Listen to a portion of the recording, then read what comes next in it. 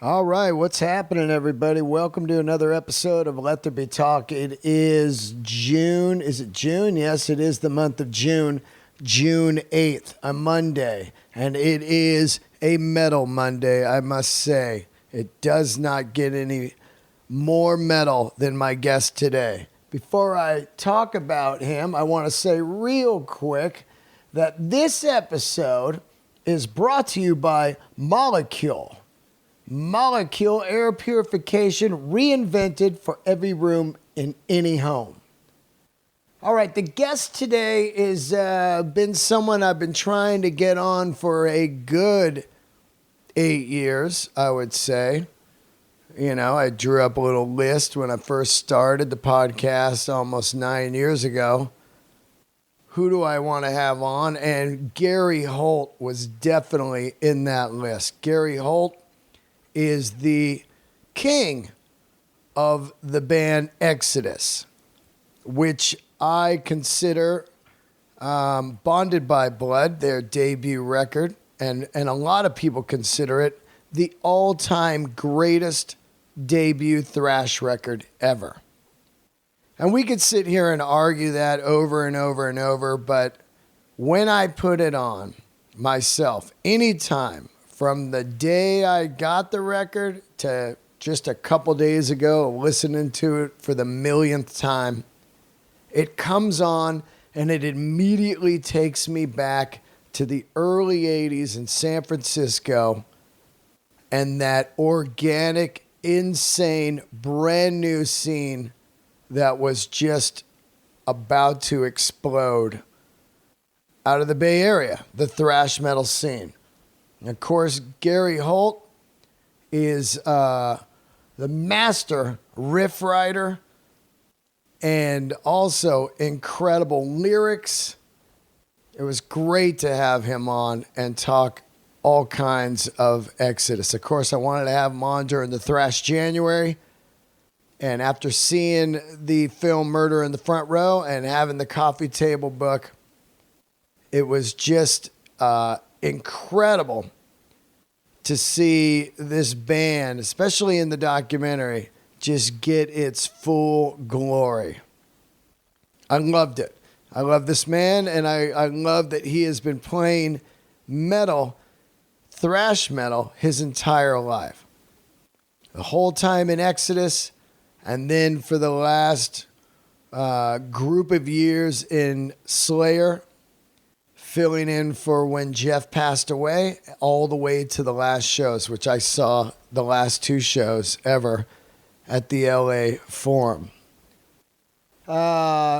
Great conversation today. We go all over the place. I'm just going to give you a little heads up. I wanted to just try to cover as much of the career of Exodus as I can without trying to sit on Bonded by Blood and the great Paul Baloff era too much. Of course, I could talk 2-3 hours with Gary about Bonded by Blood, but there's a lot of stuff, man. When Slayer needed somebody to step in, they went to this guy. So that's all you really need to know about street cred, metal cred, whatever you want to call it. I can't thank you enough, Gary, for doing the show, and I can't wait to talk to you again already for a little part 2 when I do get up to Sacramento to do some comedy and get you down to a show and then another conversation. It was an honor to have him on, especially because he is a massive Prince fan like myself, and what a great day to drop this. It was Prince's birthday yesterday, so happy birthday to the all-time greatest Prince. That is right, the all-time greatest. I thought about it yesterday while I was sitting on the couch. I absolutely worship Zeppelin. I worship Metallica. Love me some Exodus. Love me some Grateful Dead. AC/DC. Of course, you guys know. I mean, that's my life. Judas Priest, all that. But really, man, at the end of the day, It's funny, if I had to pick one, I thought yesterday, it could quite possibly be Prince. And that is a heavy thought to me, because it would be like, well, yeah, Prince makes sense to me. You're going to get all kinds of different music. He's going to make you feel good. He's going to take you on a ride. All of them. Dirty Mind, Purple Rain, Sign of the Times, Diamonds and Pearls. I love them all. I love them all. The Batman record.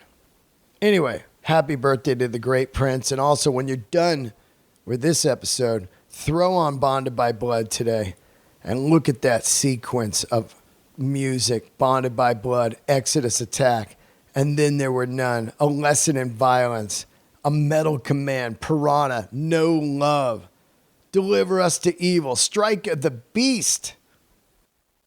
Man, and then go to YouTube and watch their live performance at Studio 54 on the Ultimate Revenge, little old school VHS tape that I wore out at my house, me and a couple friends.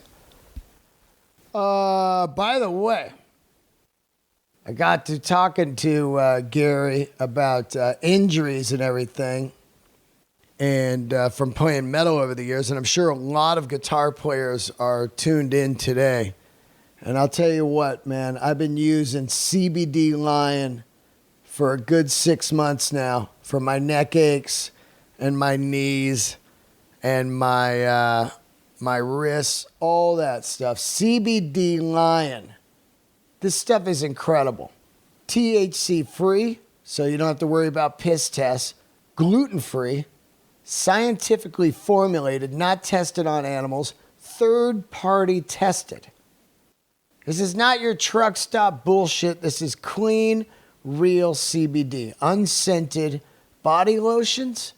I use the 900 milligram. I use the tinctures. A couple drops under the tongue during the day for a little anxiety. And they got the gummies, the topicals, and now they got the CBD patch, which I've been using. Stick the old patch on the neck. Little slow release there. And I'm telling you, this stuff really helps. CBDLion.com. Use the code DEAN for 20% off. Do it right now. They also got bath bombs. I'm getting into baths. I can admit it. I'll take a bath.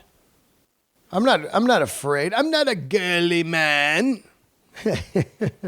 CBDLion.com. They also got tinctures for your pet. You got a lunatic pet, give him a couple little drops. Let old Fido go take a nap. Go take a nap. Drip, drip. CBDLion.com.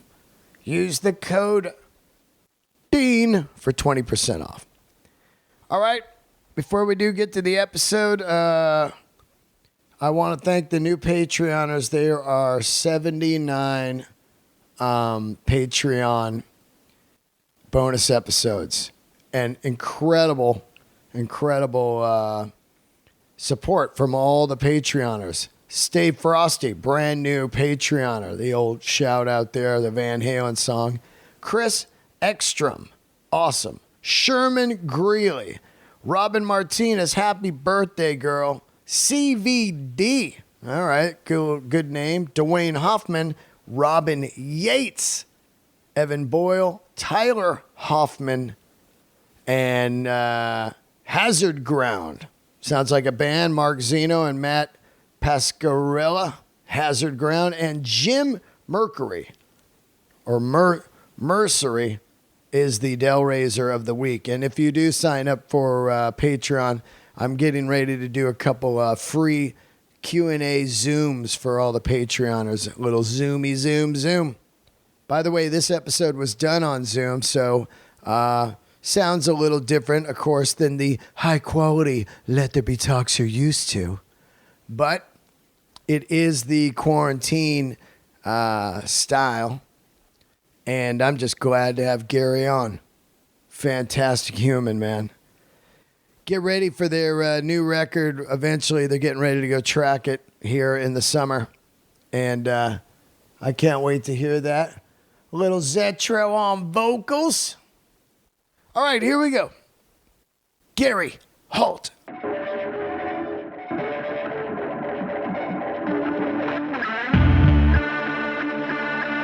There he is on Let There Be Talk. Finally, Gary Holt. What's happening?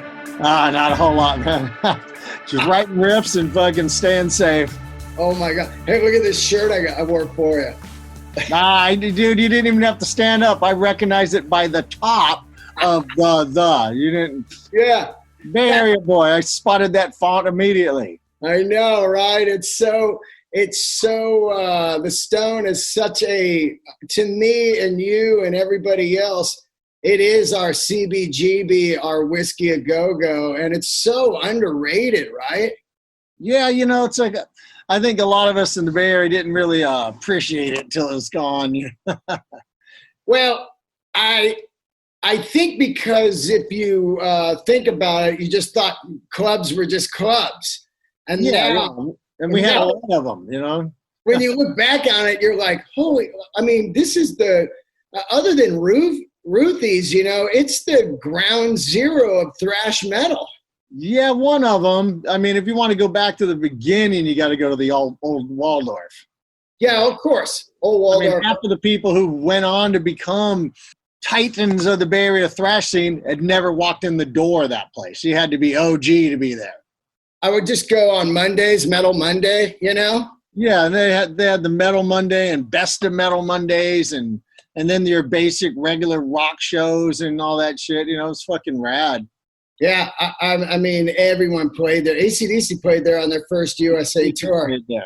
And I would see Y&T there so much. They would run on those long tables with the wirelesses. Yeah.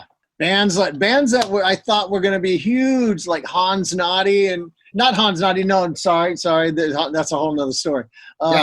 Head On. I'm throwing the book at you. Remember that song? I'm throwing the book at you. Yeah, exactly. Frank Wisely. Yeah. Bay Area's answer to Joe Perry. Yeah, totally. And then Roadrunner, They were killer. They had all the hooks. They had the little singer who was super young, and the girls went crazy for him, and he had a voice, and I thought they were going to be huge. It's pretty wild to think about some of those local bands, how good they were back then, like Ramones. Violation. Yeah. Fucking Harvey and all these other bands and fucking Harvey, dude. Fucking there's so many bands. Yeah, it was so rad. It really was, man. And those guys, Bobby Corona and Freddie Herrera that owned it, they were just pretty much golden, man. They just let us do whatever we wanted in there, Yeah, we got away with a lot of shit. Especially before I was 21, I was still drinking in most of these clubs, especially Ruthie's, just sitting at the bar. And I remember going to Ruthie's on dance night every Thursday night, and there'd be nobody there. And so it was kind of like the Exodus little hangout. And we'd go there and hang out and just drink kamikazes. And then we showed up one Thursday and the place was packed because school had gotten out. And we were like, you guys have ruined our night. Fuck you. Get out of here. Like 400 people in there dancing to Duran Duran and shit, This is just our quiet bar, our quiet place on Thursday nights, that was so sad when that ended.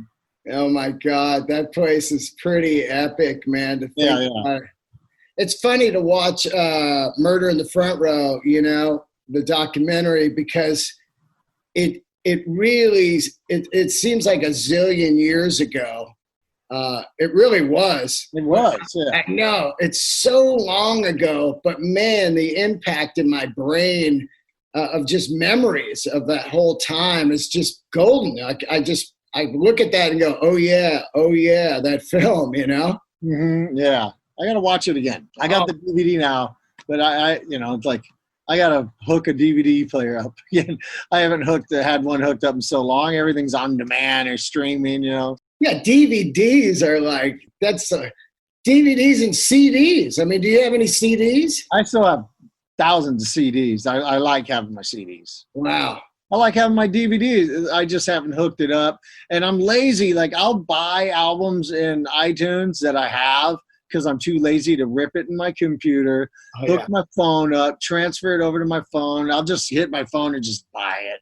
Yeah. And that's just sheer laziness. But I consider it okay because I'm supporting an industry I love and that needs some help sometimes, you know? Yeah, absolutely. I was supposed to have you on in January there for the Thrash January, but you had an injury. And I know that, you and I have been talking back and forth because I had the neck and you were asking me about the place I went to, Lifespan Medicine. But over the years, it's pretty interesting the toll that metal has taken on people. Yeah, especially the kind of metal I do, it's quite physical, and like I just had, I had 2 cortisone injections and 1 in each elbow just like a week and a half ago, but I'm able to play guitar right now pain-free, because even the last European tour we just did, the February coronavirus tour. Yeah. I was in savage amounts of pain on that tour, just horrible. And, then the neck and the back, I've had 3 epidurals, and my knees are shot. All my joints are bad, It is what it is. I wouldn't change nothing. And I wish I could go back and not headbang and not jump off drum risers when I was younger, and then go beyond that and not skateboard, not crash on BMX bikes, wouldn't change a thing. I know. How boring would your life be, if you just stood up on stage John Entwistle style, playing. Yeah, I know. I mean, when my neck and shit is fucked up, sometimes I'm like, man, that would be so awesome. I guess I thought I always joke, I thought I'd be in a country band by now, playing in the background for Garth Brooks or some shit, big belt buckle. Let's talk about, I got this couple tickets here. I went to the last 2 nights of Slayer there. Yeah. And, the first night to me was just, I was talking to Slagle about it. The set list was unbelievable the first night. Second night too, but the first night was blowing my mind. But Slagle thinks, and now it looks like it for real, that really was the last Slayer gig ever. To my knowledge, to what I know, it's the last ever. People say, oh, maybe they'll come back in a few years. I don't know. If it does, if it ever happens, it has nothing to do with me.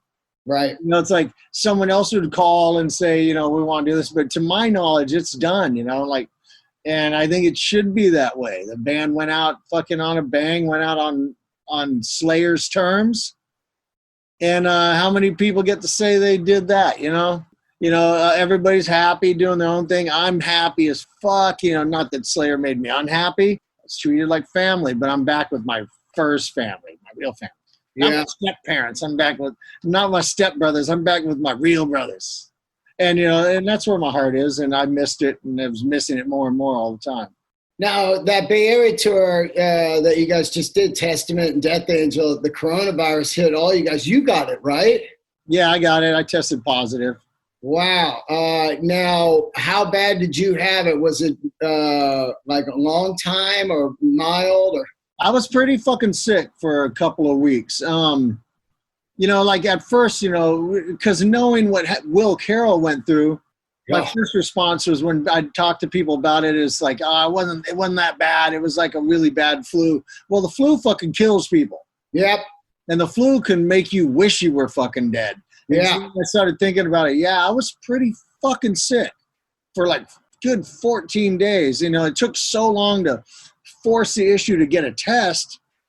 And then the results took 10 full days, like the evening of the day 10. And by the time I got them, I felt okay. I felt healthy again. Right. But yeah, it sucked. And then when I did feel good, it's like, all right, I feel healthy and go get some shit done around the house. And I'd damn, I'm winded as fuck in 5 minutes of trying to actually resume activities. So it took me a little while to get back to normal, to where just bending over, trying to do a little yard work, just fucking send me right back to bed to sleep, Wow. Now, what were your symptoms? Did you have the cough or fevers or what? I got off the plane from Europe, and the night before we flew home, we were waiting for taxis, and we were at the place where gear storage, a big rehearsal complex, captured live in Germany. So, it's kind of an industrial area. Getting a taxis, there's no Uber in that town. So we were outside. We were trying to go out for dinner, have a little steak dinner last night out, And we were waiting outside, and I started feeling like shit, like I was getting a cold. But we were standing outside, and it was fucking freezing. We were out there for like 40 minutes waiting for this fucking car. So we eat, and I feel fine. But we also find out our food is taking forever to come, and then we find out the chef left sick. Oh shit! That night he had to leave. They went to the fucking hospital. All right. So the waiters are like cooking food and like, all right, this probably is not good. That the guy in the back of this fucking restaurant we picked fucking ended up going to the hospital. Jeez. And but I felt fine the next day, and I get on the plane and I felt fine. And then when I land, I'm like, I'm coughing a little bit. But I figured it was just airplane air. Of course. I had to travel, by car from San Francisco to Sacramento. And just by the time I got home, I was feeling pretty shitty. Like just nasty cough. Not horrible, but, enough to concern me. And then, woke up next day a little bit worse. And a couple of days after, I was pretty sick. Wow. God, man. It's so scary, right? Yeah, I mean, from what I knew, I wasn't that scared about it becoming something really bad because, I consider myself, other than all my joints are fucked, that my overall health is great. Right. But, it took Will down, and you never know. You can't assume that you're going to emerge unscathed, but I kept a close eye on my temperature and all that shit, and just laid there sweating and waking up just soaked, which is the worst part of ever being sick, is waking up soaked. Oh, the fever. Fucked up, the pillows are wet, and I want to go back to sleep, and now, I'm getting up laying like bath towels down on the bed to sleep on top. So I'm laying on something dry. It's shitty. And did your wife get it too? No, she did not. And here's the thing, I'm convinced, when she tested, it said she was negative. But the test isn't always right. Right. I have a couple of theories. One, the test was incorrect because it's highly contagious. She was fucking sleeping next to me. Right. While I'm coughing all over the fucking place. And she also went on that Monsters of Rock cruise, cruise ship, about the worst place you could be when this shit started. And I think she had already got it and was asymptomatic the whole time, although she did say she got sick for a little bit. She might have got it really mild. She might have had it before me, as far as I know. Wow. Let's get into the early days of your music. I was watching the film, and I had no idea that Kirk Hammett taught you how to play guitar. Yeah. Yeah, that I had no idea on that, and it's just an amazing story. That young days of Exodus. Run me through that, man. You're hanging out with Kirk. He's basically, you guys are into metal, and then boom, you start learning to play guitar. We met briefly when Exodus played a little post after school performance in Richmond High's music room. I knew Tom Hunting because he grew up across the park from me. I'd walk out my house, and 2 doors down is the park, and you'd walk across, and in 90 seconds, Tom's house on the other side. But I didn't know Kirk, and first time I saw Kirk, they did Scorpions, Another Piece of Meat, and Kirk sang it. It was terrible. Oh. Music was terrible. And maybe Tom didn't know the lyrics at the time because Tom was a vocalist and Tom could sing his ass off. But, it was pretty bad. But then we went to see Ted Nugent and the Scorpions. Oh, at the Cow Palace? Yeah, at the Cow Palace. And that's the first time I hung out with Kirk. And we met at his house over in El Sobrante, and he put on Scorpions' Virgin Killer for me. And I'd never heard Uli era Scorpions before. And I heard that solo on that and changed my life. That's why there's a whammy bar in fucking 99% of every guitar I got. And we just became super fast friends right from there. And after hanging out, and I was his roadie, I can't call it a guitar tech because all I did was help carry his 212 combo in, and while he's carrying shit. Yeah. and drink, and then we tore it down. And he asked if I wanted to learn a couple of guitar chords, and first thing he taught me was some Rolling Stone song. I can't remember what it was. But then he's taught me like the basic blues lick, you know, and shit like that. And 6 months later, I was in Exodus. So. Wow. What was your first guitar? My first guitar was a Gibson Gold Top copy, but not a real one. I saw you get all excited there. But a Seville or a Memphis? I don't remember what it was, but it was part of the infamous Exodus stolen gear heist. Oh, shit. You know, Exodus, a bunch of boys from the ghetto, and we needed better gear, so the band stole it. Oh. We got caught for that shit, so that got recovered and taken away from me. I traded a skateboard to Kirk's brother for it. Wow. Because this kid wanted to skateboard, and he had the guitar, and I didn't have it very long before the whole gig was up. And so then my dad actually bought me my Hondo Strat that I played for years. Oh, it's yeah. on the back of Bonded by Blood on the live shot. And I had a friend tap out the threads and made me a thicker, bigger whammy bar like Uli's. You know, I wanted a bigger, not the little fucking Fender one. I wanted this big fucking piece of rebar damn near.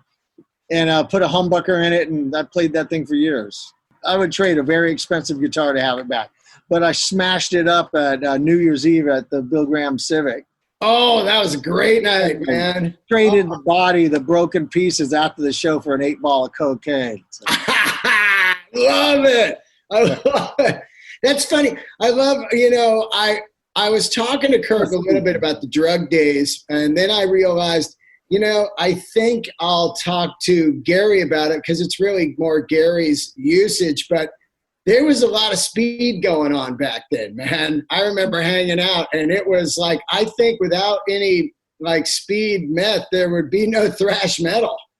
Well, you know, when people talk about, oh, there's so much speed done, you know, it's actually way overestimated. Like the band, we would party and we'd get wired, but we would like get a half gram and the whole band would get wired out on all night, you know? Yeah. You know, it wasn't that much, you know, it was mostly alcohol, and actually the speed just kind of kept us drinking longer. That's what it was about. Yeah. It was like in the 90s when we were doing it. That's when we were smoking that shit. Oh, you were smoking it? Oh, yeah. And that's when the consumption got huge, you know, like just half gram. That's what you dump in the fucking pipe, you know? Whoa. I couldn't even imagine smoking that shit. It's so powerful. Yeah, it's pretty powerful, yeah. The first time I ever smoked it, I looked at my friend and I said, wow, you know, because I always never did it. I just like snorted it. Yeah. And I tried it and like, well, I could get used to this famous fucking last words, right? You know. How long did that last? Did you smoke it for a while and then go, I gotta get the fuck out of this? After Baloff died, it still took me a few more months, but I got clean in December 2002. So, and that enabled everything I'm doing today is because of that choice, you know. You still drink? Oh, yeah. Yeah. I've been doing the happy hour tonight. So once you're in Exodus, you know, Paul, I always look at Paul Baloff as a Bon Scott type of person where they were completely unique and a front man, and like Rollins would say, they wouldn't be able to do anything else in life if they weren't a singer.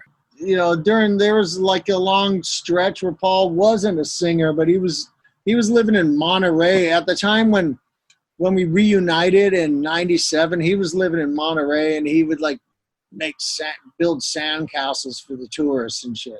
Really? Yeah. He's living down there and just living like this vagabond beach life, you know.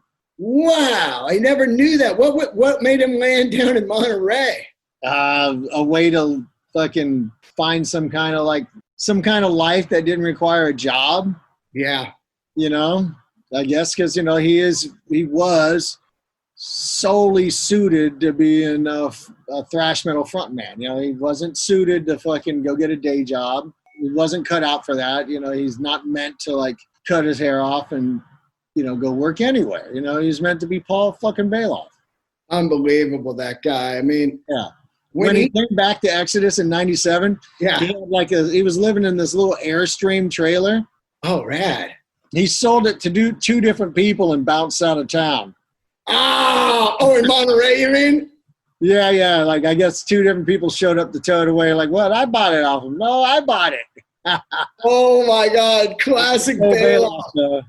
So Baloff. Someone paid for it, and then someone else come up. Well, I've got cash for it now, and he didn't say I sold it already. He said, okay.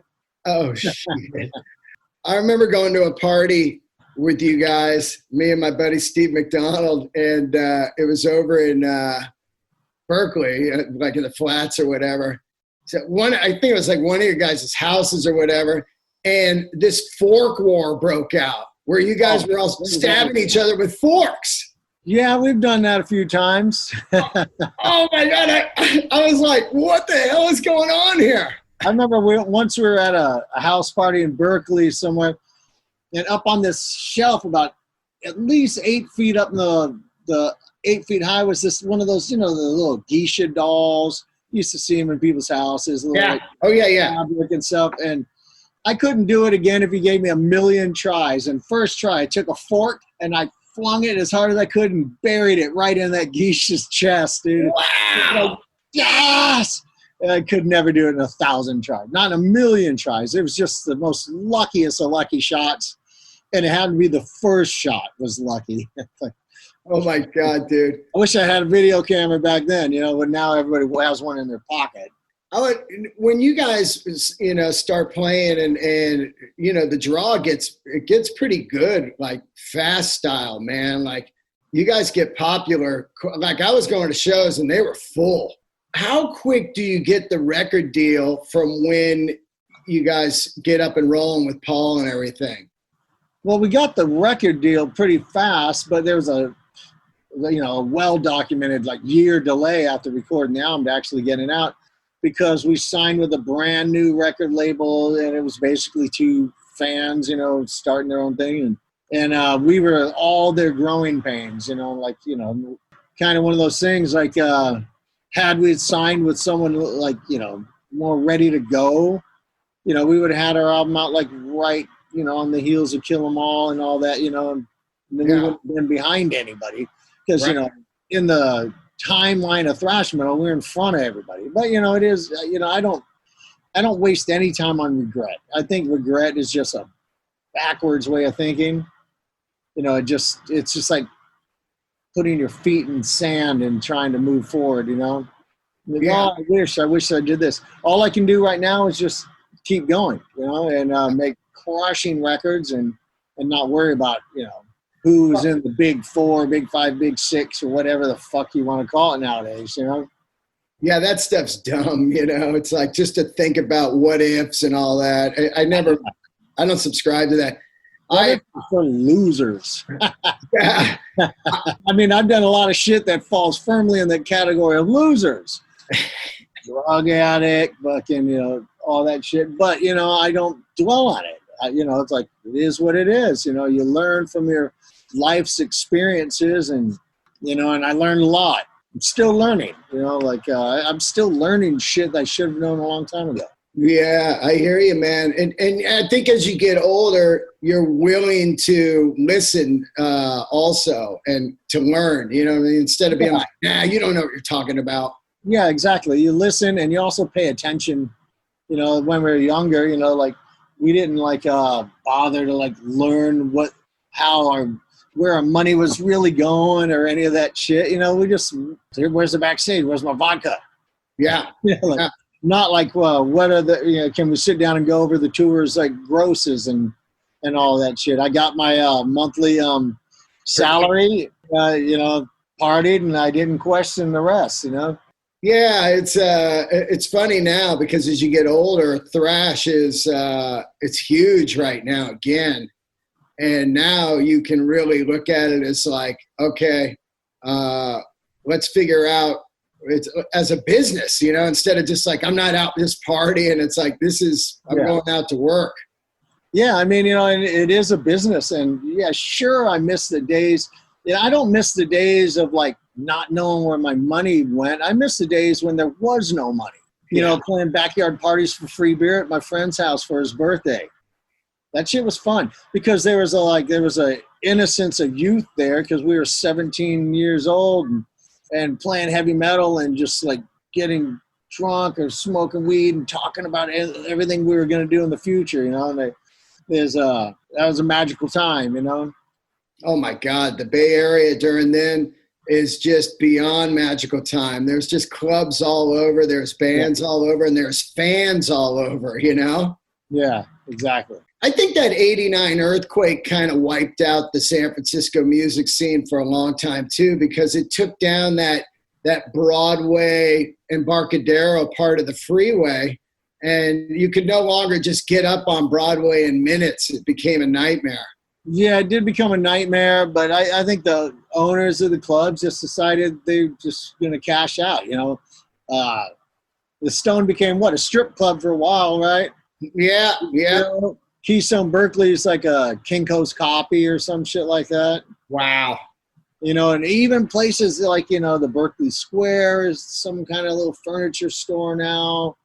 I also think that those clubs towards the end, people just weren't going anymore. Other things were happening, like raves hit the Bay Area hard.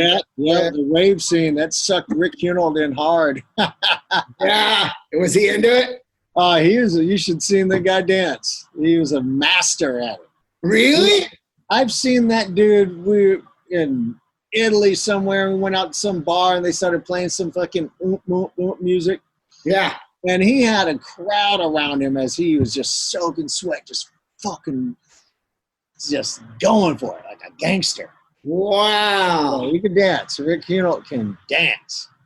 That fucking combination of you and him playing the guitars is just so amazing to me, you know? There's something special.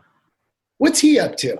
Rick, he's up in near Clear Lake up there, and he's kind of a little farmer and taking care of his kids and shit. You know, I talk to him all the time, close as ever.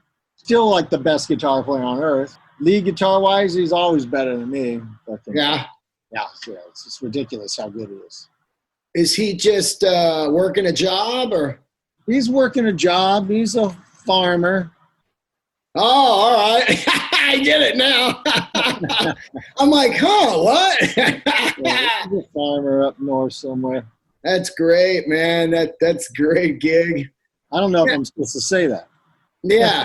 I mean, it's legal now. It's legal now. Everybody's a fucking farmer. Yeah. Molekule.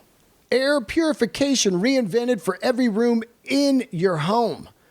Molekule is reimagining the future of clean air, starting with the air purifier. It's not just an improvement on existing outdated technology, but a complete reinvention of air purification.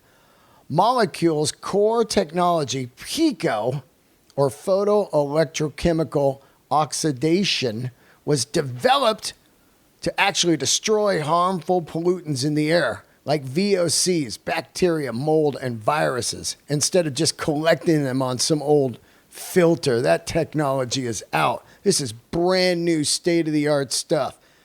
Are you dying from allergies? I know. I can't even believe this allergy season that's going on right now. My ears, my head plugged up. Molekule has reinvented the air purifier to destroy airborne pollutants, including allergens, bacteria, mold, viruses, and volatile organic compounds. It's going to help you, man. Get it in your house, put it in your room, turn it on, and watch the difference. HEPA filters, those old things, they haven't been updated in 70 years. This is new state-of-the-art stuff. Molekule destroys pollutants that other filters just collect. Come on. You need to get a deal right now. I'm going to get you a deal on one of these. Get it. Use the code DELRAY, DELRAY. 10% off your first air purifier order. Visit Molekule, MOLEKULE.com. And at the checkout, use DELRAY. I'm telling you, this thing is amazing. Get with it. Molekule. Man, I can't even tell you how much it's helped me. Air purification for the whole home. Molekule now offers our breakthrough Pico technology across a range of products, providing a solution for the entire home when it comes to air purification. Perfect air in your hut. Whether you need the Molekule Air for large rooms or the Molekule Air Mini for smaller rooms, you can now choose the unit that best suits your space. Create a bundle to provide an air purification solution for your entire home. Code is Delray, 10% off Molekule, MOLEKULE.com, molekule.com. Get one of these, people. It's helping me out. This allergy season is brutal. Cleaner air is healthier. Once you guys get the deal, what made you choose Prairie Sun to do the record? I recorded there tons. I loved Mook up there, the owner. Hey, Bubba. You know, they had those weird little cabins, man, and the studio had something. It was just that old chicken farm, man. Well, we chose it because Mark Whitaker found it, and he liked the drum room, you know, the big drum room. And it's a great studio. And we got to live there. And by live there means we recorded during the day and we wreaked fucking havoc at night. Totally. Partied so fucking hard. And, like, friends would come up from the Bay Area. Next thing you know, there's fist fights happening and shit. And it was nuts. And we went back in 2003 to do the drum tracks for Tempo of the Damned there. And I had to have a personal phone conversation with Mooka that this isn't going to happen again. Wow. Well, he was just nervous, like, man, you know, like I said, no, Mooka, come on, we were fucking like 20-year-old kids. We're not going to fucking wreck the place. And he said that we wreaked the trail of destruction so great it had to be admired. But when we went back, though, we left it cleaner than we got it. Oh, it's so funny because when you're up there, what people don't understand, you're just basically kind of on a side road off in Cotati, California, and you're on a farm, and at night there's no one up there, and you could just be going crazy, man, and nothing. Yeah, drinking vodka and Schaefer beer. Schaefer beer, the sport pack. The fish on it, you know. The sport pack. Yeah. Oh, that shit, you drink them all and not get buzzed at all. But, you know, we've, like, our last several albums, we've kind of replicated that whole Prairie Sun vibe, you know, by doing it in different locations. But we do the drums in a regular studio. There's so many channels and mics, but we're not on the next one. But we've done, when we did Exhibit B, we rented a big vacation home up in up not far from Guerneville in Russian River area. Yeah. And we built the studio there and lived there and recorded. And we've done it in other studios, and we're doing it again on the next album because we like the summer camp vibe. Well, you get focused, you know. You get focused.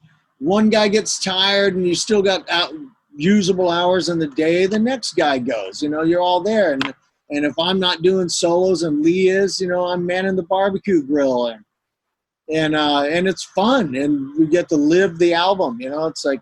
Other bands have done it like that. I remember Red Hot Chili Peppers did an album. They rented a house and lived in it and recorded. And yeah, the mansion in Laurel Canyon. Did an album in the Sharon Tate house, you know. We just tend to go out in the woods somewhere, you know. Well, that's a good spot to do a record, man. You know, especially these days, you got to get away from the phones and outside. Get away from the phones, traffic. You know, you get to the studio, you get stuck in some horrible gridlock, and you're already stressed out when you got there. Instead of waking up with a cup of coffee in your hand and you're tracking, you don't even have shoes on yet, you know? Yeah. And Tom, you know, a drummer, he bought a house up in Lake Almanor, up past Paradise up there. Oh, wow. And so we're going to do what's that? By Chico? No, way past, about an hour and a half north of that, up in the mountains, you know? Wow. And so we're going to do the album at his new place. That's where he's living, huh? Yeah. He splits time between there and the Bay Area. How long did that record, Bonded by Blood, take to record? I think we did it in like a couple of weeks. Yeah. 2 weeks or some shit like that. I don't remember. We were drunk the whole time. Yeah. Not during the day, but yeah, I think with like 2 weeks. You know, things were rushed back then. You didn't have like 2 months or even a month. You know, I think the whole thing was tracked in probably about 14 days. Who produced that? I can't remember. Mark Whitaker, who Oh, was yeah. like the manager at the time as well, you know. And who was the engineer? Was it like Steve Fontana up there? One of those? A guy named John Velitis. Oh, yeah. Yeah, funny guy. He fit in perfectly. Ah. Now, what about the album cover, man? It's like one of my favorite covers ever. It's like that movie, It's Alive. But It's not even the first album cover. The first album cover was done by Tad Hunter, who was one of like Ken Kesey's Merry Pranksters and all that. Oh, yeah. And we didn't like it at first, and then we did like it, but then the label thought, oh, they're not gonna, let us do it, and it was kind of weird. And then we had some other ones, and it was originally called Lesson in Violence, and it had like silhouettes of us with all these body parts and shit, you know. Oh. So I came up with this idea for the Bonded by Blood one, and this is before the days of digital art and internet, so it wasn't like we had time to go back and forth. It's cool, let's change this. What you see is what you got. That was it. I'm like, all right, cool. I wouldn't have chose a baby blue background, but now it's iconic, so what the fuck, It's classic, man. I met AC/DC backstage at the Cow Palace on the Flick of the Switch tour, and I'm wearing a Bonded by Blood shirt in between Angus and Brian Johnson. I'm just there, man. And every time I see it, I wore that shirt everywhere. I love the cover. I love that one, and I love the Sabbath Born Again cover with that crazy baby. Yeah, so do I. I think it's great. And then years later, it wasn't Van Halen ripped our babies off. Oh, that's right. Yeah, they have an album with the good baby and the bad baby. You thieving bastards. Eddie, if I hadn't stolen so many guitar licks from you, I'd be mad. Touche. I had that one coming because, I learned a lot from you, Eddie. I'm so glad. I must have watched it a million times, but I'm so glad that VHS was recorded, the Slayer, Exodus, Venom one, Yeah. Studio 54. Ultimate Revenge. Yeah, Ultimate Revenge, man. Is there any extra footage on that actual? Whoever, Sony, if they even know where it is, the whole show was filmed. Oh. I mean, ours, so there's extra songs because the whole show's not on there. Right. Same goes for Slayer, I'm sure. Venom, they didn't use the live footage. They just used their music videos. Yeah, that was dumb. Well, probably they looked at the live footage and said, we can't use this. But, that's the beauty of Venom, was the slop and the gnarly fucking wall of fucking fury. It was killer. But then if you did, and when you're there, it was rad, and you listen back to the live recorded masters, it probably like, oh no. Fix everything, So, we were all surprised. Like, why don't they have their footage from the show? But it's fucking legendary night, Oh my God, it really is, man, in that legendary room. I love at the time they're lighting the Saturday Night Fever poster on fire at the beginning of it. And at the same time I loved Exodus, I loved the Bee Gees and Saturday Night Fever. I still do. I do too. And that's what I love about you, because you have pretty eclectic music taste like myself. You're way into Prince and all that. And it's funny that back then some people wouldn't admit that they were into something like Purple Rain. Yeah, I'm sure. There's a lot of people went in there. And there's also a lot of music that I didn't like back then and I love now, especially the whole new wave era shit. Like, don't get me started on some Kaja Gugu, I love that shit. Fucking Soft Cell and fucking... Oh, Soft Cell, I love that stuff. But I've always, I grew up in Richmond, California, surrounded by Parliament Funkadelic and Ohio Players and fucking Brothers Johnson and Isley Brothers and shit. So I love that stuff. I still do. I listen to that shit more than I ever do heavy metal. Yeah, same here, man. One of my favorite albums of all time. I mean, I got all these favorite albums. You're like, what? You're like Terrence Trent D'Arby, Hardline. It's like one of my favorite albums ever made. Dude, I saw him 2 times, man. I saw him on that tour at the Warfield. I saw him at the Warfield. Yep, sign your name on the dotted line. Then I saw him on the Vibrator tour at the Fillmore with no one there, and it was one of the greatest shows I've ever seen. I mean, you know, I was at the Warfield, then I saw Lisa Stansfield there. Greatest shows ever. Wow. And, you know, we were managed by Bill Graham management back then, and like, you know, you want to meet her? And I was too embarrassed. I was like, oh, man, I don't want to meet Lisa Stansfield. And I was like, no, that's okay. I don't want to. Oh, man. That was right after the fucking Round the World and all that shit, and that album came out, you know, fucking epic. Did you, how many times have you seen Prince? Have you seen Prince? Seen Prince about 6-7 times. Yeah, same here. Including saw him at the DNA Lounge, you know. Same here, yeah. And the first time I ever saw him, though, like, you know, I've been posting on Instagram albums that changed my life, and people keep asking about Prince, but I'm not putting him in there, even though he's my favorite, because it was a concert that changed my life. Raw. All right. Prince at the Warfield. Of course, I heard Prince, and, you know, I knew, you know, the music and stuff, and I liked it. But then me and Rick Hunolt went, and the show was announced the night before, sold out in like 10 minutes, you know.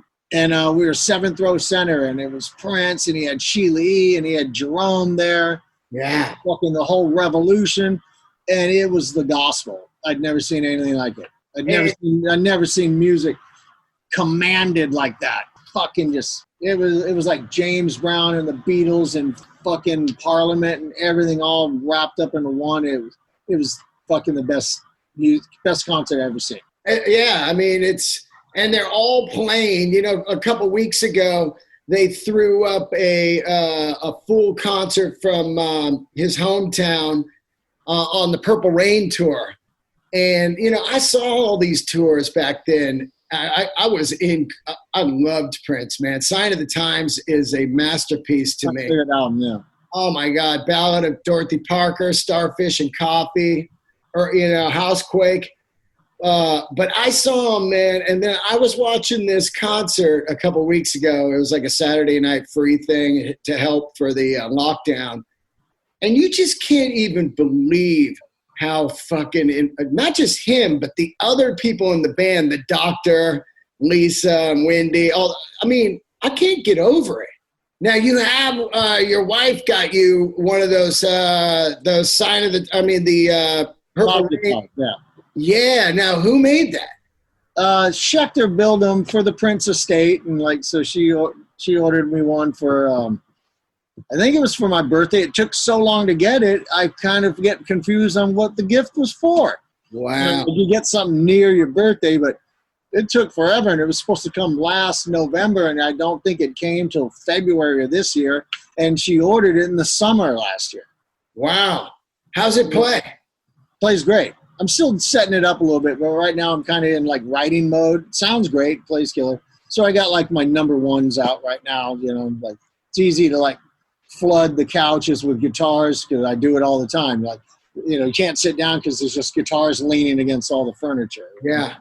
Well, each guitar kind of, you pick one up and something comes out of it, you know, and you're like, wow, all right. And then you grab a different one. They just yesterday I was just pulling guitars out looking for that one, you know, and I've been playing this new Gibson V I got that is just amazing, and it's a fucking rhythm. I saw that thing. It's great. But then yesterday I was pulling out the Les Pauls and like, these are great, but they're just not that one. But then I pulled out my 1984 Yamaha SVG 3000. Oh yeah. That's the one. That's the best guitar. Is that's like the Dave Medichetti one? Yeah, exactly. What color's yours? Like ivory, like aged white. Oh man, how long have you had that?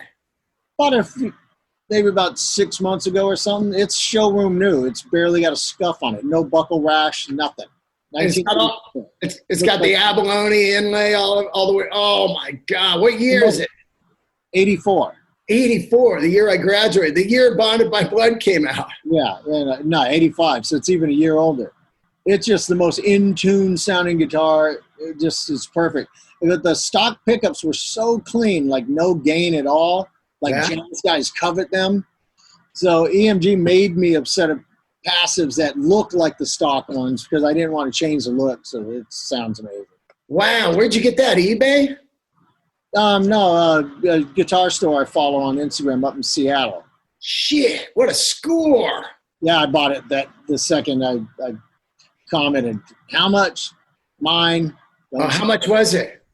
$3,000. That ain't bad, man. I had Dave Medichetti on the podcast, and we went through the history of his SGs, Yamaha SGs, and he told all about it because, I just remember he just played that black one with the 3000 fully, all the abalone and everything, and it was just unbelievable. Well, the first guy I ever saw who had one that made me want one because his tone was so killer was Thane Rasmussen from Amviporis. Oh, wow. He had one back in the old Waldorf days, and what an amazing guitar. I'm playing this Hondo, and I've got this big fucking oversized stainless steel whammy bar, and it's a cheap guitar, but I made it killer, and he's got this beautiful guitar, and it sounded so killer. And this thing's amazing. Just you think he had changed pickups on his back then? No, because some of them came with your basic PAFs in it and stuff. Like the one I got didn't, but it's just so good. Wow, and the color, cool. Fucking I put the other guitars away. So the other thing I was going to say, my SBG 3000 is better than Kirk's. oh shit, he's got one. Yeah, well, we both love him, and he sent me a picture a long time ago, a couple of years back, and look what I just scored, dude, and this really sweet black one, and then I sent him mine, and look at mine, I sent him a picture of the back. It's no one's ever played it with a belt buckle on, it's perfect. Oh my God, I wish I could see it. You got it right there? Yeah, hold on. Yeah, oh my God. Oh, dude, that thing is killer. There's not even a mark on it. Dude, look at that thing. Showroom there, dude. Oh, my God.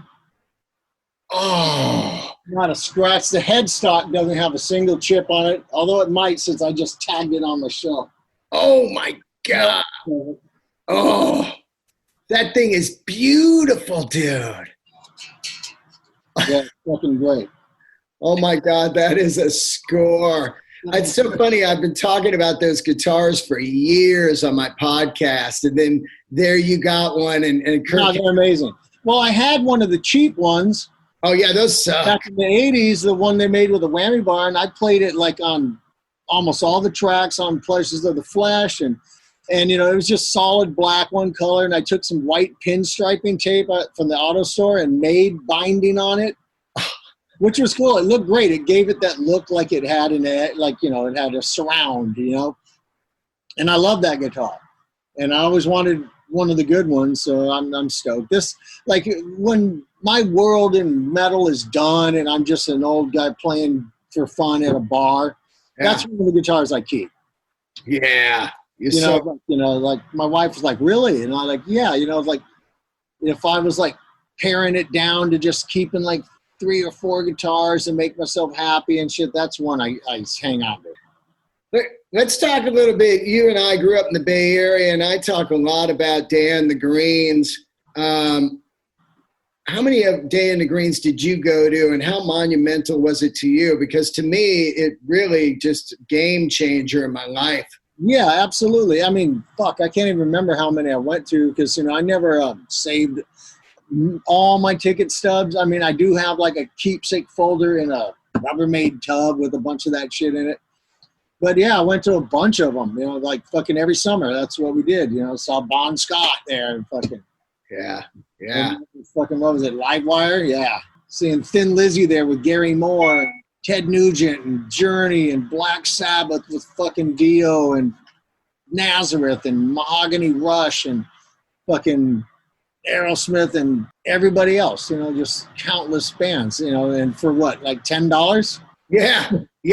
And the time of your life. Time of my life, dude. We'd smoke a ounce of weed before we ever got in the building. Yeah. So, back when you'd ride down the freeway in the back of your friend's pickup truck and no one cared. And we'd meet at 7 in the morning and everybody had that one friend who was passing out in line already, we had one too. And we'd park them in the seats and leave them there and come back at the end of the day and collect them, We just sunburned. We just left them alone.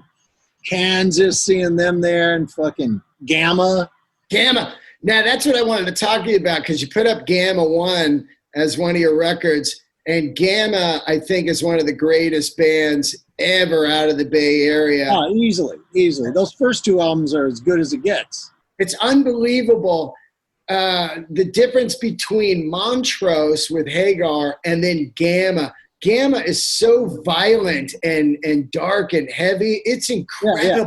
Well, it's, one of my favorite Montrose albums is the Warner Brothers Presents record. Right. Post Sammy.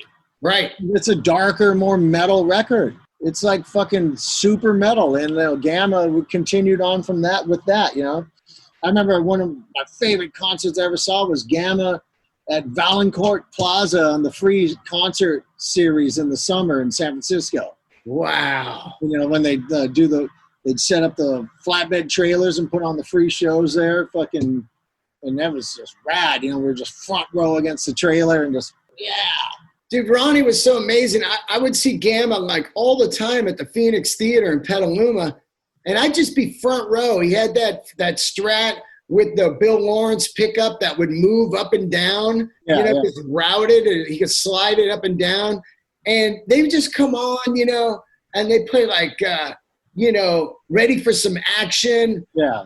And Fight to the Finish. And then the Voyager is just a tune, man. Dude, That's Leash, so fucking heavy. Oh, Bone, dude. Skin and Bone is so fucking rad. It's like people don't even know what it is. Isn't that crazy? Yeah, Razor King, all that shit. Man, Razor King.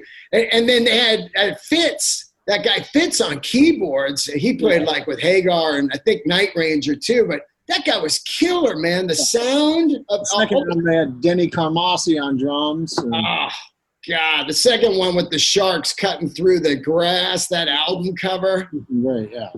That singer, he's in Robin Trower now, huh? Yeah, Davey Pattison. Yeah. When we played Wolfgang's once, Exodus, back in the early days, and his new band, his post-Gamma band, got booked on it. And me and Tom Hunting are huge fans, right? So we couldn't wait to meet the guy.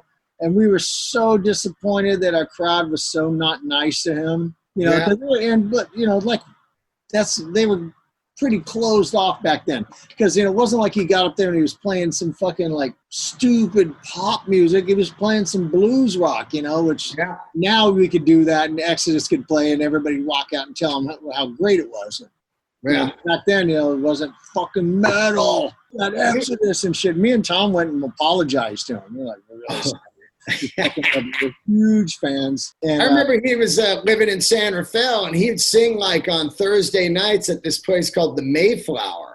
He'd go down there and sing Irish tunes, dude. Yeah. He was living in the Bay Area for quite a while. Where's he live now, What's that? You know where he lives now? I have no idea. I just know he sings for Trower now. So. Yeah. Oh, yeah. Andy told me. Andy was playing in a cover band, the Butlers, and I guess they opened for Trower, and he was there. He was talking to him. Yeah. That Gamma shit's incredible. Even Gamma 3 is weird as fuck. They experimented, and it just went all new wave. Yeah, they got a little synthesizer heavy, although the first two albums have that, but they have the rock synths, and people synth solos and shit like that, Yeah. But the first two albums are as good as it gets. Oh, so good. What I never knew, and I'm sure it's out there, but why was Paul fired the first time, or did he quit? He was fired. Yeah, he was fired. Yeah. Why was he fired? His living situation was pretty dire at the time. He was living in a warehouse, and he was struggling with like the new material, getting the vocals down and stuff. And he was, and like you look back once again, you can't deal with regret, but he was kind of a mess. And but when we got back together in the late 90s, we were much bigger messes. Well, we became much bigger messes, but we were bigger messes together. Wow. It's one of those things we just thought it was a move we had to make. Yeah. Yeah, to get further along, like take it up a couple notches. Yeah, exactly. I mean, Steve comes in, and then you get Bill Graham management, and you got Toxic Waltz. It's all over MTV. I mean, I saw you guys at the Fillmore on that tour, and it was radical, man. Yeah, I mean, things went great, and and all that. But I mean, I guess maybe a lot of it has to do with like Paul passing. It's like I have no regrets over any of it. Then it saddens me, that we'll push that. He was such a huge part of the band, Yeah. I also wanted to ask you this question. When you were out with Slayer, I know I'm good friends with Dave Lombardo, and I know you were great friends with him. Yeah, of course. When that thing went down, was that a tough gig to be in this band, and you're like, Dave's gone, Well, it was made less tough because we're getting a guy that I've known for a large chunk of my musical life and have recorded an album with before, Paul. Right. But it's kind of one of those things. It was shocking. It's like, I get a call like, Dave's out. What? But, in Slayer, I wasn't a decision maker. It's not my job. And above my pay grade, Yeah. So, Yeah. It's different. It'd be a whole different thing if if it happened in a band that like I'm one of the controlling members of. So it sucked, because Dave and I, we were like afternoon day off compatriots. We'd go out hunting down kebabs and beers on a summer day off in Germany. But like I said, I've known Paul, I've recorded with Paul, and so that was an easy adjustment. I mean, Carrie asked me before Paul came back, that John Deddy was doing the Australian dates, and he asked to want to come down and rehearse. Different drummer. I said, nah. Yeah. So, you and him are tight. I don't care. I mean, truthfully, I hadn't rehearsed with Slayer in years. Oh, really? I never go down there. Wow, really? I fucking do my homework. If you know the songs and you know them, you're fucking set. As long as you fucking do your studying, it's like studying for a final exam. If you're out partying and you're hitting the frat parties, you're gonna fuck up. If you're fucking hitting the books, you're gonna do fine. Yeah. As long as Carrie is tight with, be it Dave or the small stint with John Deddy or the years with Paul, I'm fine, because as long as they're tight, I'm playing to the both of them anyway. So. They couldn't have. There's no other guy they could have got that people, I think, fans would have been okay with, other than you. You were the guy, man. Like, I think there's other guys. I'm not that narcissistic to think that I'm the only guy. I mean, yeah, I had like old school cred, so it's not. I don't think they could go and get some young kid. Like, who's this fucking 25-year-old dude? I think there would have been a huge culture shock within the band. I think that was it more than anything. It was having to be comfortable and know the guy, And I happened to be that guy. Yeah. I was pretty well accepted in the ranks of Slayer fans, but there's always someone like, he fucking doesn't even play Jeff solos. No, I don't. I admit it. No one in the band ever asked me to. And if the band really wanted that, there's a million guys in tribute bands who were nailing every fucking crazy note that Jeff ever played. Yeah. And they've been a better fit for that, But, like when I first did it and it was supposed to be a short-term thing, people were like, oh, cool. We got to see, Gary put his stamp on it. And that's what I did, How did you approach the solos on that? Did you actually sit down and write solos, or were you just go for it live? A couple of times I did. After some frustrating moments, I'd like work something out, usually improv, and then I'd like find something I liked and I'd stick to it, and then over the last 2 years, I worked out a solo in Seasons I liked, because I was just winging it, and I'd look back at Warren Lee, my guitar tech, and like if I did a really good job, he'd like, woo, that was hot, and then I'd like doing I'd try something different that didn't work, and he'd look at me like, that's But I tried to keep the vibe there, and a lot of the early stuff, like the Show No Mercy stuff, Jeff had a lot of melody, and a lot of signature lines, and I tried to keep those. Like if there's a time when he broke from the from the chaotic fast stuff and put like a written melody in. I tried to keep that there, or something really similar. But you know, the band allowed me to do my own thing, you know, because I mean, I can't play like Jeff. You know, that shit's crazy. Yeah. You know, that to like Jeff did it naturally. To someone who wants to play like Jeff, that's a guy in the tribute band who's dedicated himself to learning how to play like Jeff, you know, and I'd have to relearn how to be a guitar player to do that shit. Yeah. I'm a rock guitar player who like plays real fast songs, you know, like I grew up on hard rock and that's what I am, you know, like, you know, I have an easier time playing Angus solos than Jeff's because those are my roots, you know. Yeah. Priest, KK Downing, stuff like that. Yeah. Except for that Painkiller solo, Glenn's. I don't want to even ever have to try to do that. That's a fucking crazy solo. Richie nails it, though. Kills it. Man, Richie does, huh? Man, Richie. Oh, fuck, man. He's one of the fucking most underrated. I mean, you know, everybody knows he's bad as fuck, but he should be, like, out there on fucking flags. Yeah, and he's a great dude, man. Badass guitar player. No, he's the best. Super nice. But he's so good. Just great. Yeah. What are you thinking on you guys are getting ready to go do a record? Definitely no touring in the future at all right now. Don't even know. Don't even know. Yeah. It's like people don't understand as far as this coronavirus goes, us musicians have got it the worst. Yeah. Same with me, comedian. Other people, like my wife, she's fucking does hair, you know, like, and they just went back. And then other people are going to go back. And, like, gyms and shit will be open for fucking months and months and months before they're ever talking about cramming 500 people, 700, 7,000 people into any venue sweaty shoulder to shoulder. It won't happen probably until they have a fucking vaccine. Absolutely. I think so, too. You know, sporting events. And Vegas opened back up this week, which is really weird to me. Yeah, you know? It's really weird, yeah. I mean, I can't imagine being in a casino just huffing that recycled air with thousands of people gambling. Yeah. Yeah, it's we're living in a weird time right now, brother. Let's talk a little bit about the Rob Dukes era. Yeah. I mean, you know, the interesting thing about Exodus is you have these eras that have kept the machine going. It's kind of like Spinal Tap when they had the what were the different eras they called it in Spinal Tap? The drummer eras? The Spinal Tap Mark III or whatever. when they did the musical Saucy Jack. So have different eras though. There's different eras, and they're all kick ass, you know. When you go out on tour, do you play stuff from the Rob era? Oh fuck yeah. Yeah. Yeah, quite a bit.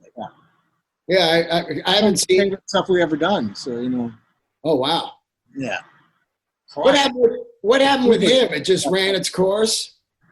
Yeah, just you know, it's another one of those fucking things where you know just things started not gelling like they should, and you know decisions were made by us that you know over the way things were going at that particular time. You know, Rob's a very close friend of mine still to this day, and it hurt, and I was kind of like busy out there with Slayer and stuff, and I wasn't around like when we were doing the record and stuff, and there was some conflict on how the album was coming along and stuff, and so we brought Zetro back, and Zetro's been an absolute saint.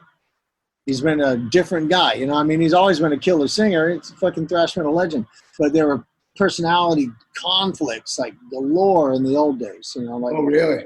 But we've learned, you know. That's the thing, you know. You instead of regretting shit, you learn from it, and like it might have taken the third go round, but now we're really close. We're really tight and good friends, you know. Like, and in the past, you know, like there was a time when like I didn't think I'd ever get along with a singer not named Paul Baloff, even though I always got along with Rob. But like then when Rob was out of the band, I was like, fuck, you know, like what am I doing? Yeah. But you know, Zetro's been fantastic, and I can't wait to work on the new record with him. Does Steve write the lyrics, or do you write the lyrics? I write almost everything in the band nowadays. You do? Always had, you know, like Steve, there'll be some contributions. I hope Lee's got a couple of songs. When I got to write the whole album, it's a lot more riffs. But it's like usually as long as I can get a 2-song contribution out of the other guys, that takes a lot of weight off. Yeah. Did Baloff write the lyrics on Bonded by Blood or you? About half. Wow. Maybe a little less than half. I think that song, And Then There Were None, is a masterpiece, man. Yeah, it's crushing. I've said it over and over on this podcast in 8.5 years. Bonded by Blood, the greatest thrash metal record ever made. I think so. I could. I'm biased as fuck, but I love it. But I just there's so many great thrash metal debuts, and I'm not in the slight bit offended. If someone says, I like this, I like Kill 'Em All, I like Show No Mercy, I like fucking, Anthrax, Megadeth, So Far So Good. Peace Cell, sorry. Yeah. Because they're all killer. They're all fucking killer records, but when someone does say Bonded by Blood, yeah, it's a huge honor. You just said it. Charlie Benante says it's the best one, and it is. Fucking, it means the world to me. Then I don't go walking around with it in a feather in my cap because I love all these other albums. Oh my God, it's so good. I'm glad I got to talk to you because I was bummed when we didn't get to hook up in January. Yeah, I know, yeah. But hopefully one day I'll be back out on the road doing comedy, and I'll be in Sacramento. Yeah, you can come to the show. And yeah, absolutely. We can do like a part 2, Yeah, for sure. Anytime. You like living in Sacramento? I do. I like the hot weather because, once again, going back to being old with all bad joints and knees and stuff, the hot, dry climate's really good for me. 2 out of 3 kids live here. My grandkids live here. I miss the Bay Area. My wife really misses the Bay Area. Yeah. And, we might eventually at some point migrate back, but costs and prices fucking exorbitant, It's crazy. My oldest lives in Burbank, so. Oh, yeah. Wow. How old's your oldest? 28. Wow. You got a 28-year-old. Oh, yeah. I'm old, man. I am too. I'm 54. No, you're young. You're still 2 years behind me, my friend. Yeah. You ever get any fears of death, man? I get that lately. I never have. Not even during all this shit. But, I get some, like I said, as I got older, all of a sudden, what's this fucking feeling I got? Oh, it's this thing I've heard about called anxiety. Yeah. I've never fucking had an anxiety, even a minor palpitation anxiety attack in my life until fucking in my 50s. Yeah. Fucking weird. Maybe it's just I was so carefree about shit. Yep. Before that, I didn't fucking open my mind up enough to worry about anything because I was just fucking didn't give a shit, Yeah. But, I got grandkids now, and the world's fucking gone mad, and I don't know what the future holds for anybody. I know. I don't know what it holds for me. Yeah. Yeah. My oldest, she's an animator at Nickelodeon. Unfortunately, she's been able to work from home this whole time. But she got a great gig, huh? Yeah, she's got a great gig. Yeah, she's moving over to Warner Brothers next job.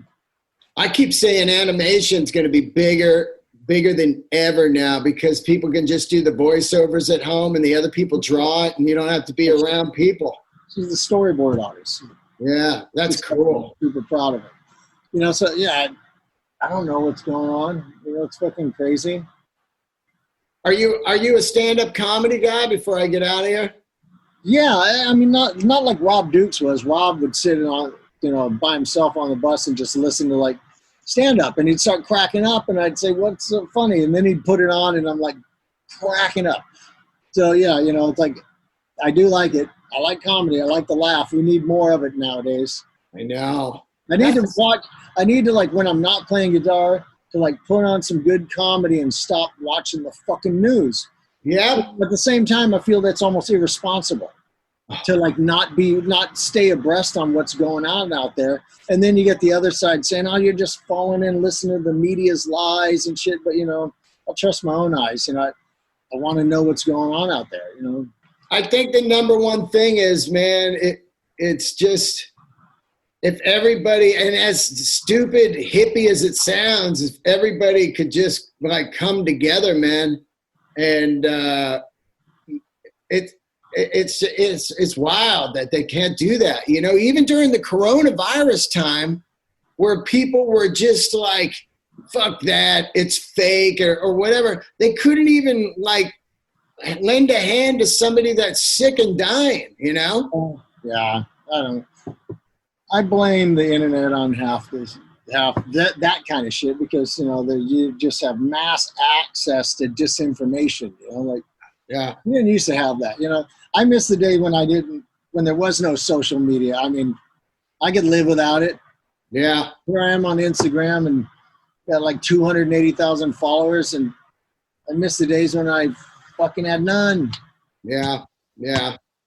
Well, it's a double-edged sword, and I've talked about it over and over. Yeah, it is a double-edged sword. I hate it, and I also love it. I love like opening up Instagram and seeing your flying V yesterday. That kind of stuff makes me happy, Yeah, well, that's why on my page I never post shit about religion or politics. Yeah.